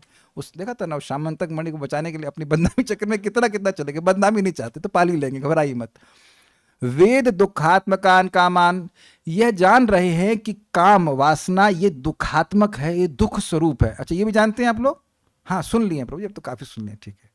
परित्यागी पण ईश्वर है, लेकिन परित्याग नहीं कर पा रहे हैं। टिक मार्क या क्रॉस, सब टिक मार्क मार रहे हैं ना। अब देखो, ऐसा नहीं कि अब आप लोग जाकर के भारतीय फूड में या जाकर के होटल में खा रहे हो, ऐसा नहीं। आप पूरे विश्वास के साथ मैं कह सकता हूँ कि ऐसे भक्त हमारे सब हैं यहाँ पे कि संकल्प भी नहीं आता कि जलेबी छनती रहे हो जब मुंह में लार आ रही है, कभी नहीं आई होगी, नहीं आती ना। संकल्प ही नहीं आता है, नहीं आता है। It's not like that. You may see a tutorial on cooking, but that for cooking for Krishna, that's okay. लेकिन हम तो प्रैक्टिकल देख रहे हैं, बाहर जाओ के चाय पी रहा हो, कुछ भी नहीं आता। तो इसका मतलब कुछ तो शुद्धिकरण हुआ है, बाकी लोग तो भीड़ लगाए हुए ना वहाँ पे। या फिर वो पिक्चर कौन सा है लेटेस्ट? सो डिवोटीज नॉट, ऐसा नहीं कि उसमें इंटरेस्ट खत्म, मतलब इसमें इंटरेस्ट है खत्म हो गया। तो दोनों चीज़ बैलेंस कीजिए। वो जान रहे हैं भोग है खराब है तो भोग से बचने का भी प्रयास कर रहे हैं, और कुछ ऐसे हैं जो भगवान अभी छोड़ के अभी पूरी तरह से नहीं परित्याग नहीं कर पा रहे। एक बात आप समझ रहे हैं शब्दों से कि भगवान आपकी स्थिति को समझते हैं। He is empathy for you. अच्छा, एक चीज़ बताइए, हमको बहुत अच्छी बात लगी थी। इस जगत में आपने अनुभव किया है कि आपके संबंध किसी से खराब होते हैं क्योंकि आपको समझ नहीं पाया? नॉट दैट कि वो व्यक्ति खराब है, ऐसा हुआ है, लेकिन एक अमेजिंग बात है कि कृष्ण के संग कभी ऐसा नहीं होगा। He exactly understands what we are going through. He is exactly understanding your struggle and he appreciates it. That's why he says ततो भजे तमाम प्रीता। वह आपके संघर्ष को समझते हैं। बल्कि चक्रवर्ती बात आगे कहते हैं कि जो बद्ध जीव हैं वो भगवान को और प्रिय। क्यों? क्योंकि मुक्त जीवों को भगवान को प्राप्त करने के लिए कभी संघर्ष नहीं करना पड़ रहा। Very nice. देखो ना, भगवान कह रहे ऐसा नहीं, कभी कभी सोचेगा ना व्यक्ति, अरे मैं तो इतना गलत कार्य कर दिया, अब तो भगवान मेरे तो देखेंगे भी नहीं। एक व्यक्ति बोल रहे थे, प्रभु जी हमसे ऐसा पाप हो गया है कि भगवान को माफ भी नहीं कर सकते। हमने कहा अच्छा, टिंगी से हो। ये महाराज कहते हैं कि एक तिनका होता है, वो खूब गर्म हो जाए, कहीं मैं सागर को उबाल दूंगा और सागर में कूद जाए तो क्या सागर उबल जाएगा, अरे भैया आ गया इतना हीट। पूरी दुनिया के लोग, सारे लोग मिलकर भी सारे पाप करे तो भी एक बार अगर किसी ने कृष्ण बोला तो सब ध्वस्त हो जाएगा। हरे कृष्णा कृष्णा कृष्णा हरे हरे, हरे राम राम राम हरे हरे। कई साल तक मैं सोचता था ये गलती होगी, अब गया, अब नहीं आना है भक्ति में। फिर सुबह देखा, अरे जीपी तो आ रहा है हरे कृष्णा। इसका मतलब कृष्ण रिजेक्ट नहीं किया, अरे भक्तों ने रिजेक्ट नहीं किया है, भगवान कैसे रिजेक्ट कर देंगे। इसलिए हमने भी किसी को रिजेक्ट नहीं करना। समझेंगे, हर व्यक्ति संघर्ष कर रहा है, सबका प्रॉब्लम है। श्रद्धालु दृढ़ निश्चय, अब ये हम इसको आपको बताते हैं इसकी टीका में से, यहाँ पे नहीं लिखा है। श्रद्धालु दृढ़ निश्चय, बड़ा श्रद्धालु है कि भाई भक्ति करके मैं सारी सफलता मिल गई। और दृढ़ निश्चय क्या है, बड़ा मजेदार का है कि अगर ब्रह्मा जी और शिव जी भी आकर के मुझे बोलते हैं कि भैया कर्म योग कर लो, ज्ञान योग कर लो, तो हम नहीं करने वाले। और अगर मैं अपने अपराधों की वजह से क्या कहते हैं, नरक भी चला जाऊं, जाने वाला नहीं, नरक भी चला जाऊं, तो भी मैं भक्ति नहीं छोड़ने वाला। इसी को भगवान ने कहा, अपि चेत सुदुराचारो भजते माम अनन्य भाग। हे प्रभा जी दूसरी तरह से कहें कि a life full of perfection but dedicated to Krishna is a glorious life. ऐसे ही प्रभा जी इस तरह से बताए। वो एक चीज बहुत बढ़िया, जैसे आपने वहां पे सुना था अपिचित सुदुराचार में कि चंद्रमा में बहुत से दाग होते हैं, लेकिन फिर भी वह अंधकार से कभी कवलित नहीं होता, अंधकार उसको खा नहीं सकता। उसी प्रकार से किसी भी वक्त में बहुत सारे दोष हो सकते हैं, एक चीज आपको बार बार उसको हेल्प करनी, बेटा जब करते रहो, कथा सुनते रहो, सब ठीक हो जाएगा। मैं अब नहीं बताना चाहता हूँ कौन सा अनर्थ था, लेकिन एक अनर्थ था जो मैं सोच रहा था कि मेरे जीवन से कभी जाएगा ही नहीं, ऑलमोस्ट लाइक 20 ईयर्स, और वो ऐसे गायब करा भगवान ने। मैं नहीं बताऊंगा, फिर आप लोग क्लास में नहीं आएंगे। सब लोग की सबकी स्थिति होती है, गड़बड़ होती है। 20 years of suffering and just gone. So हम लोग कभी समझ नहीं पाते कृष्ण कैसे सहायता करते। हमको तो पूरा विश्वास हो गया कि यह गया तो मतलब और बाकी भी जाएंगे ही। इसीलिए गौरांग प्रभु कह रहे थे कि don't give up before the magic starts. The transformation actually perceive, जब तक भक्ति का सीधे प्रभाव आपको ना देखने लग जाए। हमको बहुत अच्छा लगा, दृढ़ निश्चय है कि नहीं।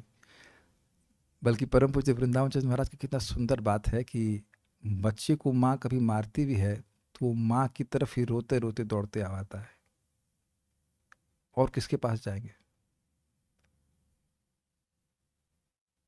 और एक इंटरेस्टिंग बात को और बहुत बताऊं, बहुत अच्छी बात इसी पे, जब ना आप हृदय में देखेंगे कि कहीं कहीं हम कुछ अनर्थों को छोड़ना भी नहीं चाहते हैं। मैंने, आपको याद होगा महाराज एक प्रवचन में बोल रहे थे कि देखिए कि प्रश्न होगा कि भगवान तुरंत क्यों नहीं शुद्ध कर दे रहे हैं। तो कह रहे कभी कभी कोई व्यक्ति खंबे को पकड़ा रहता है और उसको छुड़ाने का प्रयास किया जाता है, तो अगर ज़्यादा फोर्स किया जाएगा तो उसको चोट लग जाएगी, तो धीरे धीरे छुड़ाते हैं भगवान। लेकिन एक पॉइंट पे आपको मन में वैसे आएगा, भगवान अब ये नहीं चाहिए, मीन्स नहीं चाहिए, please help me, I don't want this. And you see for that you need humility. Krishna wants to bring you to that point. और आप विचार करें तो वह आपकी सबसे अधिक शक्तिशाली स्थिति है, बिकॉज आप भगवान की शरण लेने एकदम समझ गए कि यह भगवान ही इसको हटा सकते हैं, हम नहीं कर सकते।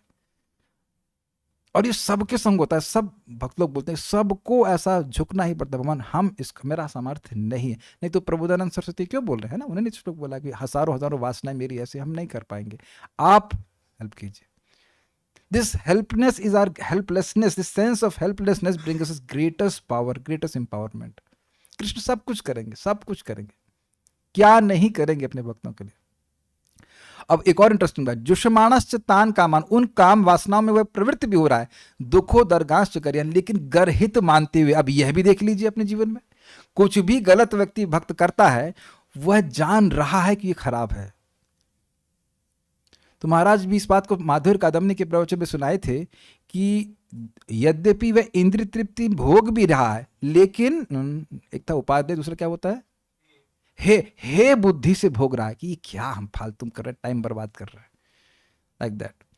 सो सी दैट आप अपने जीवन में देखिए, कोई मान लीजिए पहले कुछ कार्य करते थे गलत, तो हे बुद्धि नहीं होती, तो बड़ा अच्छा कार्य कर रहे, बड़ा मजा आया। लेकिन अब भक्ति करके कुछ गलत कार्य करता है तो उसकी हे बुद्धि होती, क्या है, फालतू है, अच्छा नहीं।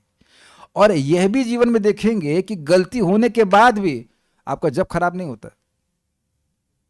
मैं नहीं कह रहा हूं कि गलती करिए, यह नहीं कहा मैंने, मुझे नहीं कोट कीजिएगा सर, यह नहीं कहा मैंने, लेकिन ये अनुभव हो जाता है, ये अपराध करिए, मैं ऐसा बिल्कुल नहीं कह रहा हूं।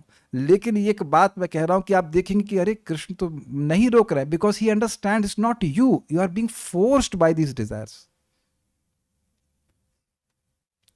ठीक है, तो उम्मीद है कि अब आप समझ गए कि ऐसे लोगों के लिए शोक नहीं किया जा रहा है जो भगवान की, जिसको भगवान कथा में श्रद्धा आ गई और बाकी सारी चीजें गड़बड़ भी हो तो भी कुछ नहीं शोक होगा। हमको बहुत अच्छा लगा था श्लोक, तो उम्मीद है कि आप लोग समझ पाएंगे। हम केवल चक्रवर्ती पाद की टीका ही पढ़ेंगे आज। ऐसे व्यक्ति इस विश्वास से युक्त होते हैं कि भक्ति ही परम आध्यात्मिक लक्ष्य की प्राप्ति की एकमात्र साधन है और कोई साधन है ही नहीं। भाव भक्ति प्राप्त करने का एकमात्र तरीका है भगवान की भक्ति। तथा जो लोग भक्ति से रहित धर्म, काम एवं मोक्ष प्राप्ति के इच्छुक हैं वे विरोधी हैं। क्यों? भक्ति का क्या मतलब है? कृष्ण की इंद्रियों को संतुष्ट करना। और जो लोग इसमें लगे हुए हैं धर्म, अर्थ, काम और मोक्ष आदि में, क्या करते हैं? तो भुक्ति चाहिए, या उनको मुक्ति चाहिए, या उनको सिद्धि चाहिए, तो अपनी इंद्रिय चाहिए, तो वो तो विरोधी हो गया ना बात। ठीक है। प्रथम कोटि के व्यक्तियों अर्थात श्रद्धावानों का वर्णन आनंद के सहित किया जाता है, तो उनके लिए शोक नहीं हो रहा, तो बढ़िया है। द्वितीय कोटि अर्थात अश्रद्धालु को छोड़ दिया जाता है एवं विरोधी जन तो शोच्य हैं, मतलब शोक के योग्य हैं। शुद्ध भक्त स्वर्ग, मोक्ष आदि की साधना में रत व्यक्तियों के लिए शोक करते हैं तथा वे भक्ति रहित कर्म, ज्ञान एवं योग में लगी मति अर्थात इनका अभ्यास करने वालों के लिए शोक करते हैं एवं उसका हेतु केवल उनका अज्ञान है, इसलिए अविद कहा गया। श्लोक में आया था। ये समझ में आ रहा है भाई स्वर्ग क्यों खराब कह रहे हैं? अगर कोई कहे कि आपको इतने समय के लिए 1 करोड़ रुपए देंगे, ये क्या मतलब है? तो शाश्वत समय में स्वर्ग 10,000 साल का वो क्या है? और प्लस हे है जो सुख वैकुंठ का है वो तो यहाँ पे कुछ है नहीं। प्रभुपाद जी चैतन्य चरितामृत के तात्पर्य में कह रहे हैं भैया भक्ति कर रहे हो तो आप तो ब्रह्मा जी से ऊपर का पद मांग रहे हो।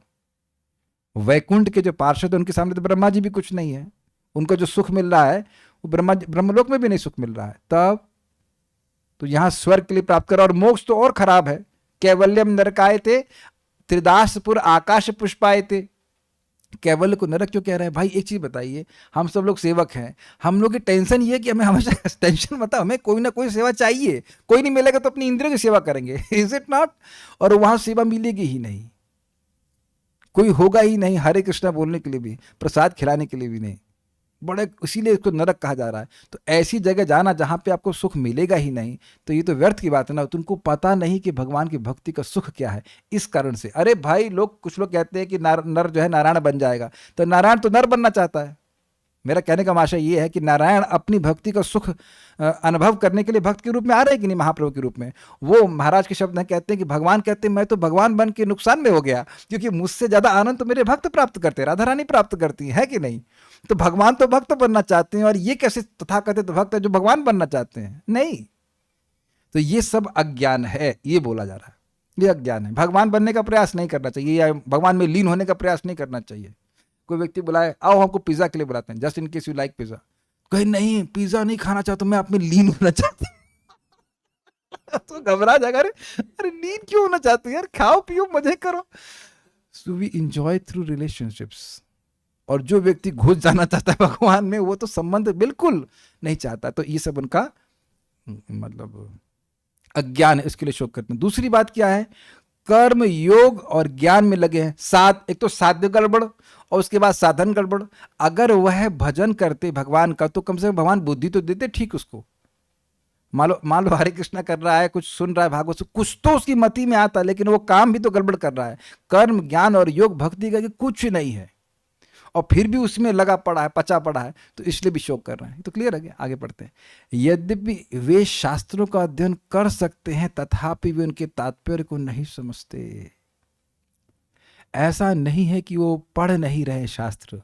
मुझे याद है कि लखनऊ में एक व्यक्ति थे, हम कृष्णा बुक देने गए तो बोले बड़ा अच्छा काम कर रहे हो बेटा। हमने कहा अच्छा ठीक है। बेटा तुम मुझसे उपनिषद का कोई भी मंत्र पूछो। हमने कहा आपको हरे कृष्ण मंत्र पता है? कहते ना। तो हमने कहा ये तो कली संतरण उपनिषद में है, ये तो पढ़े नहीं आप, फिर फायदा क्या हुआ? समझ में आ गया? शास्त्र पढ़ रहे हैं लेकिन missing out the main point. अगर आप लोग को याद हो कभी, तो एग्जाम में कभी कभी इसीलिए फेल हो जाते थे या कम नंबर आते थे, अरे यार जो इंपॉर्टेंट है वो छोड़ दिए है, याद आ रहा है आप लोग को? उसको ले लेते तो बहुत वेटेज था, बहुत नंबर मिल गया। उसी तरह से जैसे वो शंकराचार्य जी बोल रहे हैं क्या, भज गोविंदम भज गोविंदम भज गोविंदम मूढ़मते अंत काल सन्नित का नहीं नहीं नहीं नहीं रक्षति दुक्र करणे। काशी में गंगा जी के तट पे एक बुढ़ा वो कुछ व्याकरण का अभ्यास कर रहा था, तो शंकराचार्य जी बोले, अरे कहाँ समय बर्बाद कर रहे हो बेवकूफ व्यक्ति, गोविंद का नाम लो, जो मरोगे तो तुम्हारा व्याकरण काम नहीं आएगा। समझ में आ गया? तो शास्त्र पढ़ने के बाद भी नाम पे विश्वास नहीं करते, नाम नहीं जप करते, भगवान की भक्ति नहीं करते, इसलिए कह रहे वो अत्यंत शोचनीय है। भाई जो शास्त्र पढ़ ही नहीं रहा है वो तो चलो अब क्या कहा जाएगा, उन तो इंडिफरेंट है, लेकिन जो शास्त्र पढ़ने के बाद भी तात्पर्य नहीं समझ पा रहा, जैसे कहते हैं कि वेद में कृष्ण कहाँ है? कृष्ण में सारे वेद हैं, है ना? ब्रह्माक्षर समुद्भवम, कृष्ण से सारे वेद आए हैं, लेकिन कह रहे वेद में कृष्ण कहाँ है? जबकि कार्य में तो कारण होना चाहिए ना। वेद भगवान से आए हैं और कहते हैं वेद में भगवान कहाँ है? जैसे कहो कि भाई ये रसमलाई में चीनी कहाँ है, ये दूध कहाँ है? तो भाई रसमलाई बनी किस चीज से है? वेद भगवान से आया है और आप कह रहे हो कि वेद में भगवान कहाँ है? अमेजिंग। नहीं समझ पाते, और ना ही समझ पाते हैं कि भक्ति वेद का तात्पर्य है, तो वह अत्यंत शोचनीय है। हमें अच्छे से याद, हम कई बार बोल चुके हैं, एक पंडित जी हमारे घर के सामने रहते थे, वेद मंदिर, और रोज 4 जुट के स्वाहा हा करते, मैं जानबूझ कर क्योंकि वो चिगोटी काटने लग गया। ईश्वर कौन है? ईश्वर निराकार है, बस खत्म कहानी। और देखो परिणाम, आप मेरे पास फोटो भेजी गई थी, मर रहे थे 92 साल की उम्र में, ब्लैक चश्मा लगा के जीन्स पैंट पहने थे। यही वैराग्य है इनका। इतने साल वेद का यज्ञ करके यही वैराग्य है इनका। This is external symptoms of your internal cultivation. तो ये सब स्थिति है। तो वो तात्पर्य नहीं समझ पा रहा है, ये अत्यंत शोचनीय। क्या आप समझ पा रहे हैं? एक तो पढ़ ही नहीं रहा है, और एक इतना नजदीक है, उसको शास्त्र में विश्वास है तभी तो पढ़ रहा है, लेकिन पढ़ पढ़ के भी सब व्यर्थ जा रहा है। कुछ ऐसे ही बात आ रही है ना, जैसे कि ब्राह्मण पत्नियां थीं और ब्राह्मण थे, कह रहे धिक्कार है हमारे सारे इस ज्ञान को, हम कृष्ण आए हमको भोजन मांगे और हम नहीं दिए। तो प्रश्न होगा कि फिर ये ब्राह्मण पत्नियां क्यों चली गईं? क्योंकि इन्होंने वो जो मथुरा जाती थी दूध आदि बेचने के लिए, गोपियाँ, उनसे कृष्ण कथा सुनी थी इसलिए। और वहाँ पे एक और प्रश्न किया गया था, जब वो समझ गए कि कृष्ण भगवान है तब क्यों नहीं गए? क्योंकि कंस का भय था। लेकिन ये कृष्ण कथा में इतनी आतुर हो गई थी, कृष्ण में इतनी आकर्षित हो गई थी, इन्हें याद ही नहीं रहा कि कंस कौन क्या, सब चली गई थी, सारा सामान लेके चली गई थी। वे अघेना अर्थात महान अपराध के कारण भगवत कथा का विरोध करते हैं, चाहे वे अर्वाचीन स्थिति हो अथवा कोई प्राचीन घटना हो। अर्वाचीन मतलब नई और प्राचीन मतलब पुरानी, यानी कि ये बात 5000 साल पहले की भी है। टीका भले ही आज से 500 साल पहले कर रहे हैं, लेकिन टीका किस पे कर रहे हैं? जो 5000 साल की स्थिति। हमेशा से ऐसे लोग रहे हैं जो अपने अपराध के कारण भगवान के प्रति विमुख है और भगवान की बात भी नहीं सुनना चाहते हैं। आप देखेंगे इस जगत में कभी कभी किसी से द्वेष हो जाए तो भैया उसका नाम भी मत लेना, देखा है, ऐसा उनका द्वेष रहता है। इसलिए मैं बार बार एटलीस्ट मैं trying to cultivate this attitude कि भाई जो लोग नाम जप कर रहे हैं, इनका कथा में रुचि है, वी मस्ट रेस्पेक्ट देम। बहुत बड़ी उनकी बात आ रही, बहुत बड़ी बात है कि वो भगवान को पे विश्वास कर रहे हैं, नाम कर रहे हैं। आई मीन हो सकता है उनका एक्सटर्नल बिहेवियर हमारे से नहीं मैच करता, हमारा भी ये कह सकते हैं हमारा उनसे मैच नहीं करता, whatever, but we should love at least respect the devotees. तिलक ही कहाँ देखने को मिलता है। अनिमिषः अर्थात काल, क्योंकि काल अपनी पलक एकदम नहीं झपकाता। अपने अपने मत को स्थापित करने हेतु वे निर्लज्जता से बहुत से अपने शब्दों, कार्यों एवं मनो आदि का सभा में प्रदर्शन करते हैं। क्यों निर्लज्जता? भगवान स्कंदर्प कोटि कमनीय है, उनको बोले निराकार है, ये निर्लज्जता हुई कि नहीं? तुमको शर्म नहीं आ रही सब बोलते हुए? कुछ समझ रहे ना? मतलब सभा में जाकर के एकदम झूठ बोलना, जैसे कि प्रकाशानंद सरस्वती अपने 60,000 सन्यासी शिष्यों को बोलते थे ईश्वर निराकार है, तो ये निर्लज्जता है कि नहीं? जैसे महाराज समझा रहे थे, परम पूज्य राधा गोविंद महाराज समझा रहे थे कि सत्यम परम धीमहि, तो कुछ लोग ऐसे व्याख्या करते हैं, देखो भगवान व्यास देव जी कितने उदार हैं। वो ये नहीं कह रहे कृष्ण का ध्यान करो, वो कह रहे हैं कि जिसको आप परम सत्य मानते हो उसको ध्यान करो। तुमको शर्म नहीं आ रही है ऐसा बोलते हुए? महाराज कहते हैं व्यासदेव जी भगवान का ध्यान कर रहे हैं, और जो व्यासदेव जी के मतलब व्यासासन में बैठा हुआ वो बिल्कुल उल्टी बात बोल रहा है भगवान से। अगर आप सोचिए 1+1 कोई 2.5 बोलेगा तो आप कहेंगे तुम बेवकूफ हो गया, और सभा में जाकर ये स्थापित करने का प्रयास करें कि 1+1 2.5 होता है, तो आप कहेंगे तुम्हें शर्म नहीं आती है, क्या बोल रहे हो? अग्रीड। उसी तरह से कह रहे हैं, अपना मत स्थापित कर रहे हैं, भगवान की बात नहीं। या फिर जैसे लोग बोलते हैं ये गीता भगवान ने नहीं बोली, शिव बाबा ने बोली। तो आप ये विद्वानों की सभा में कोई बोलेगा तो उसको कितनी बेइज्जती होगी, है ना? आप देखो हम ही लोग बोल रहे होते हैं, कभी कभी मुख से कुछ गलत निकल जाता है, मतलब प्रमादवश, तब भी थोड़ा सा शर्म आती है, क्या प्रवचन करने बैठे और मुंह से क्या निकल गया, है ना? श्लोक ठीक से नहीं बोल पाते, लेकिन कम से कम मत तो गड़बड़ नहीं करते हैं। ये लोग तो झूठ बोल रहे हैं निर्लज्जता से। आपने कई बार देखा होगा कोई व्यक्ति झूठ बोलता है तो आप उसको पकड़ लेते हैं झूठ, तो आप आरोप नहीं कहेंगे, आप उसको डांट लगाते, तुमको शर्म नहीं आती झूठ बोलते हुए? तो इसी तरह से यहाँ पे कहा जाए कि निर्लज्जता से अपने शब्दों के द्वारा, अपने कार्यों के द्वारा और मन के द्वारा सभा में प्रदर्शन करते हैं। जैसे एक और बात आप समझ लीजिए, हाँ चलिए, जैसे देखिए बड़ा स्पष्ट है कि भगवान इस जगत की सृष्टि करता है, और ये लोग निर्लज्ज होकर के बोल रहे हैं कि एक्सप्लोजन के द्वारा सृष्टि हुई है। उनसे कहो तुम्हारे एक्सप्लोजन के द्वारा तुम्हारी थ्योरी आई है क्या? एक्सप्लोजन से नष्ट होता है कि सृष्टि होती है? ये निर्लज्जता है कि नहीं? जो एक चीज एकदम स्थापित हो ही नहीं सकता उसको उल्टा करके बोलते रहना। और ऐसे बहुत सारे मत मतांतर है, उसको बहुत स्थापित करते हैं और उसके पीछे चलने वाले लोग भी हैं। जैसे नर नारायण बन सकता है, तो ये सब बातें बिल्कुल गलत हैं, ऐसी बातों को स्थापित करना।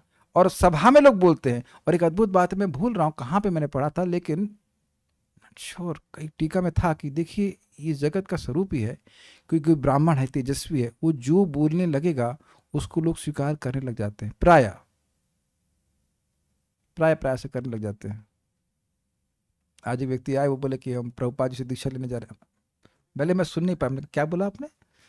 मतलब प्रभुपाद जी से दीक्षा लेने। हम अरे तो प्रभुपाद से क्यों ले रहे हैं? प्रभुपाद जी गुरु महाराज से लीजिए। और ये इधर सामने नरसिंह का फोटो, जब फोटो से दीक्षा लेनी तो भगवान कृष्ण ले लीजिए। तो एक व्यक्ति हैं जो बोले कि भाई प्रभुपाद जी इज ओनली दीक्षा गुरु है, वट कुछ भी वो बोल रहे थे। हमने कहा प्रभुपाद के ग्रंथों में कहाँ लिखा है? ये वो बोले केवल प्रभुपाद के लेक्चर सुनने चाहिए। तो हमने कहा फिर उनसे ये पूछे कि आपका लेक्चर क्यों सुने? आप भी तो लेक्चर दे रहे हैं कि केवल प्रभुपाद का लेक्चर सुनना चाहिए। प्रभुपाद तो ऐसा कभी नहीं कह रहे हैं। प्रभुपाद अपने लेक्चर में कभी ऐसा नहीं कहते, बल्कि मैं प्रभुपाद का लेक्चर सुन रहा था तो वो कहे अच्छा इस प्रश्न का उत्तर तुम्हारा शिष्य देगा, ये तुम दो। तो प्रभुपाद तो नहीं कह रहे मेरा सुनो और इसका मत सुनो। टीचर तो वो अच्छा कहा जाएगा ना जो प्रतापी टीचर्स को क्रिएट कर दे, और एक भी व्यक्ति को नहीं पढ़ा पाया तो उसको अच्छा कहेंगे। Anyhow what I am trying to say कि किसी व्यक्ति ने बोल दिया और सामने वाले के पास सोचने का सामर्थ्य तो है नहीं, अपना पीछे चलने लगे। हमने कहा आप किसी से भी लीजिए, आई डोंट केयर, लेकिन कुछ लो तो किसी व्यक्ति से लो ना, फोटो से कैसे ले लोगे? कुछ दिमाग लगाना चाहिए ना। बट मैं खाली इतनी बात बोल रहा हूँ कि इस बात को बोलने में लोग को लज्जा भी नहीं आती कि ऐसा हो सकता है। या और भी, मैं इस बात पर मैं डेल्व नहीं करना चाहता, बस पॉइंट इज दैट कि कुछ भी बोलते हैं और शास्त्र का कोई समर्थन नहीं होता, ये उनकी निर्लज्जता है। और भगवान के बारे में तो स्पष्ट बोलते हैं, ये वो चुरवा की पूजा करेंगे, भगवान को चोर बना दिए, इंसान बना दिए, इत्यादि इत्यादि। अरे वो क्या अभी बीच में कोई बोला था, अरे उन राम को भगवान क्यों ऐसे कह सकते हैं, उनकी तो पिताजी मर गए थे, तुम्हारी बुद्धि मर गई है। कुछ नहीं जानते तुम भगवान के बारे में। समझ में आ गया बात? तो ये सब चीजें, तो उनका जो भी वाणी का व्यापार है वो व्यर्थ है, ये कहा गया है। केवल आयु काट रहा है उनकी भी और जिनके सुनने वाले लोगों की भी। मैं एक बार बताना चाहता हूँ, हम लोग गए थे ना वहाँ पर कुंभमेला में, तो एक सन्यासी खड़े, हमको उस सच्चिदानंद की प्राप्ति करनी है। अरे भैया कृष्ण में तो लगा दो। और वो सब सुन रहे हैं बैठ करके, किसकी प्राप्ति करना ये नहीं पता। ठीक है, तो ये सब व्यर्थ हो जा रहा है। और क्या बोले, इसकी वृथा आदि कहकर आलोचना की जाती है, और वो मतलब व्यर्थ जा रहा है। कोई भक्त कुछ पूछ रहे हैं, मैं देख लेता हूँ फिर। ओनली मोड ऑफ गुडनेस बढ़ता है वर्णाश्रम से। जी हाँ, वो आपको दिव्य स्तर पर नहीं स्थित कर सकता है। शुड वन हियर अटेंटिवली और should one make notes during कथा plus hear attentively just like we make notes in material education? देखिए, जो सबसे अच्छा तरीका है वो परम पूज्य वृंदावन चंद्र महाराज समझाए। सबसे अच्छा है कि पढ़ लीजिए, फिर सुन लीजिए और फिर पढ़ लिए। और वैसे तो रिकॉर्डिंग भी उपलब्ध है, आप बाद में सुन सकते हैं, नोट्स भी बना सकते हैं जैसे चाहे, लेकिन थोड़ा आप जानते हैं कि इस क्लास की स्पीड तेज होती है, तो अब नोट्स बनाएंगे तो बात छूट जाएगी।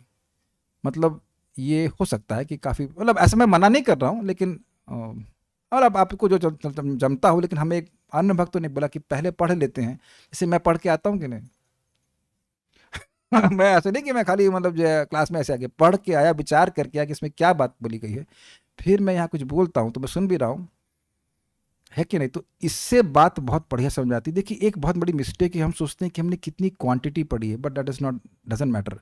आपने जो आज सुना है ना, वो जो भी हमने वो जो आज हमने जो सुना है ना श्लोक, वो हमारी पूरी जिंदगी को आलोकित कर सकता है, उत्साहित कर सकता है। वो एक चीज़ पकड़ लेंगे तो आपका पूरा भक्ति उत्साहित हो जाएगा। भाई चाहे कुछ भी वासना हो, चाहे कुछ भी गलत काम हो, हम भक्ति नहीं छोड़ेंगे, हम जब करते रहेंगे, भक्तों की संगत में रहेंगे, बस ये बात। तो दोनों चीज़ कर सकते हैं, आप नोट्स बना सकते हो, बट बेटर होगा कि ये प्रोसीजर फॉलो करें। जो लोग ऐसा बोलते हैं कि सिर्फ प्रभुपाद से दीक्षा लेनी चाहिए, तो वो क्या गलत है? कर तो वो हरे कृष्णा ही रहे हैं, गीता पढ़ रहे हैं, सब पढ़ रहे हैं, हाँ सब ठीक है, लेकिन एक काम गलत कर रहे हैं। जो भगवान ने बोला है, तस्मात् गुरुम प्रपद्येता जिज्ञासु श्रेयस उत्तमम, गुरु की शरण में जाना चाहिए। और प्रभुपाद जी ऐसा नहीं कह रहे हैं, प्रभुपाद जी ऐसा नहीं कह रहे कि मैं ही दीक्षा दूंगा और कोई दीक्षा नहीं दे सकता या कोई शिक्षा नहीं दे सकता, तो कुछ प्रभुपाद नहीं कह रहे हैं। मैं उनको सिंपल बात बताया, भाई देखिए गीता तो सही मानते, कहते हाँ, तो हमने कहा भगवान कह रहे तस्मात् शास्त्रम प्रमाणन्ते कार्य कार्य के अवस्थित हो, आप शास्त्र के प्रमाण से कोई कार्य करना है कि नहीं करना स्वीकार कर लीजिए। तो अब कहाँ शास्त्र का वचन है इस प्रकार का? आप अपने वचन मत बताओ, आप शास्त्र का वचन बताओ। Is it okay? Simple is it? Prabhupada भी अपने लेक्चर में बोलते हैं, मैं नहीं बोल रहा हूँ, शास्त्र बोल रहा है। जब प्रभुपाद गाली देते हैं साइंटिस्ट को, फूल्स एंड रास्कल, हम नहीं बोल रहे हैं, कृष्ण बोल रहे हैं, कृष्ण बोल रहे हैं। So just very simple. और प्लस एक उनका बच्चा भी था, वही बोल रही मुझे बोला, हमने कहा देखो जिसने आपको ये बोला कि प्रभुपाद जी दीक्षा गुरु हैं, उनसे क्यों नहीं पूछा? कहते वो तो बेंगलोर में रहते हैं, जब भी कहीं पे रहते हैं। हमने कहा देखिए उनके प्रवचन में ये फैसिलिटी नहीं है कि आप क्लैरिफाई कर सकें, और आप मुझसे पूछ रहे हो, मैं तो ये नहीं बोल रहा हूं, मुझसे तो नहीं, मुझसे पूछ रहे because I am friendly. Can you see the difference? और एक अमेजिंग बात आप विचार कीजिए, we are empowered when we are given an option, not just told to do something. Are you hearing this? मैंने आज तक कोई व्यक्ति बोल दे कि मैंने किसी को बोला कि आप मेरे गुरु महाराज से दीक्षा लीजिए, मैं चैलेंज कर सकता हूँ, कोर्ट केस कर दूंगा, मैं कभी नहीं कहा है। ये जरूर कहा है कि आप दीक्षा लीजिए, लेकिन आपको जब प्रेरणा मिले, जिनसे प्रेरणा मिले उनसे लीजिए, कभी नहीं कहा। और कभी कोई कह दे कि मैंने किसी गुरु महाराज की निंदा करी हो कि वो शुद्ध भक्त नहीं है, बिल्कुल नहीं, ऐसा मैं कभी नहीं। बहुत सारी गलती है कि ये गलती कभी नहीं किया, कभी नहीं किया। जिसको जिससे प्रेरणा मिल रही वो ले, कहीं भी, मतलब वैष्णव होना चाहिए, सिंपल सी बात है। अरे 3.33.7 जाके पढ़िए चक्रवर्ती पाद की टीका, कहते हैं जो नए भक्त है वह भी, जिसको भगवान, जो भगवान की प्रसन्नता के लिए नाम कर रहा है वो भी दीक्षा दे सकता है, कैन भी दीक्षा गुरु। आप जाके चेक कर लो 3.33.7। प्रभुपाद जी बोल रहे हैं कि नियोफाइट डिवोटी भी दीक्षा दे सकता है, यद्यपि वह आपको हेल्प नहीं कर सकता बहुत ज्यादा, but he can also give initiation who has faith that Krishna's name is not different from Krishna. आप लोग भी दीक्षा गुरु हो सकते हैं। हम अपने अथॉरिटी पे नहीं बोल रहे हैं भाई, हमको दिखा देंगे आपको प्रभुपाद की बात। बस point is that you should train people so that they have an option. वह शास्त्र सुनकर किस बात को स्वीकार कर रहे हैं, ये नहीं कि मैंने बोल दिया उसने बोल दिया, आज आप कुछ बोल रहे हो कल कुछ और बोलेंगे, तब शास्त्र तो वही बोल रहा है ना।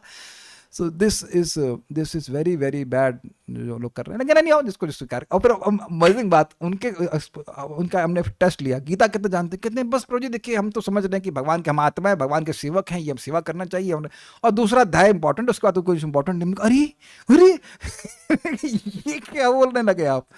हमने कहा इसका मतलब है ठीक से आप नहीं समझे, दूसरा अध्याय अगर इंपॉर्टेंट है बाकी नहीं तो फिर वहीं स्टॉप कर देना चाहिए था ना। दूसरे अध्याय के भगवान अध्याय के बाद तो अर्जुन नहीं बोले ना करिष्ये वचनम तवा, अभी तो और बहुत कुछ समझाया ना। They don't understand. Anyways, देखिए मैं उस विषय पे नहीं जाना चाहता, इट्स वेरी बोरिंग विषय। बस खाली मैं बोलना चाह रहा हूं कि अपने मत को लोग स्थापित कर देते हैं, उनसे बस ये पूछ लो कि क्या प्रमाण है। एक बात हम बताना चाहते हैं कि एक बार अभी एक प्रश्न पूछा गया था कि प्रभुपाद जी ने कहा है 1.1.1 में कि आचार्य जो गंभीर छात्र हैं भागवतम के, उनको आचार्यों की टीका पढ़नी चाहिए, तो क्या करें? तो उस प्रश्न को खारिज कर दिया गया था, याद आ रहा ना? तो अब ऐसे में क्या करें? आज मैं परम पूज्य वृंदावन चंद्र महाराज से पूछा, महाराज हम जब किसी संत को सुनते हैं तो वो काफ़ी बातें सही भी बोलते हैं।